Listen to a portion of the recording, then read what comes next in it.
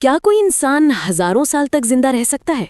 क्या आज भी धरती पर कोई ऐसा योद्धा भटक रहा है जिसे मौत भी नहीं छू सकती? और सबसे बड़ा सवाल, क्या अश्वत्थामा आज भी जीवित है? कहानी शुरू होती है महाभारत के उस महान योद्धा से जिसका नाम सुनते ही रहस्य और भय दोनों पैदा होते हैं।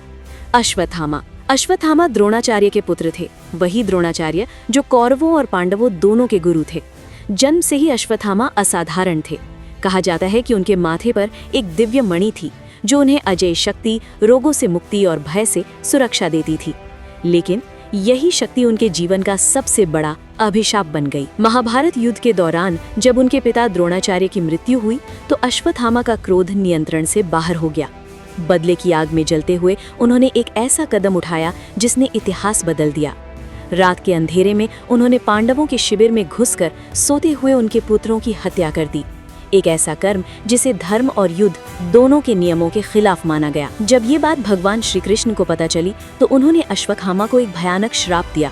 श्राप ये था कि वो कभी नहीं मरेंगे, उनके शरीर पर घाव हमेशा ताज़ा रहेंगे और वो हजारों साल तक इस धरती पर अकेले भटकते रहेंगे, अपने कर्मों का दंड भुगतते हुए। उनके माथे से वो दिव्य मणि छीन ली गई और उसी क्षण से उनका अमरत्व एक वरदान नहीं बल्कि एक अंतहीन सजा बन गया। कहा जाता है कि आज भी भारत के कई हिस्सों में, खासकर घने जंगलों और प्राचीन मंदिरों के पास, लोगों ने एक रहस्यमयी व्यक्ति को देखा है जिसके शरीर से खून बहता रहता है और जो किसी से बात नहीं करता।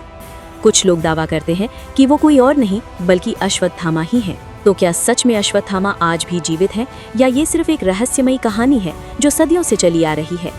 सच्चाई चाहे जो भी हो, अश्वत्थामा की कहानी हमें ये जरूर सिखाती है कि शक्ति जब क्रोध में बदल जाए तो वो इंसान को अमर नहीं बल्कि अभिशप्त बना देती है। अगर ऐसी ही रहस्यमयी और सच्ची कहानियां जानना चाहते हैं तो जुड़े रहिए, क्योंकि इतिहास में छिपे राज अभी बाकी हैं।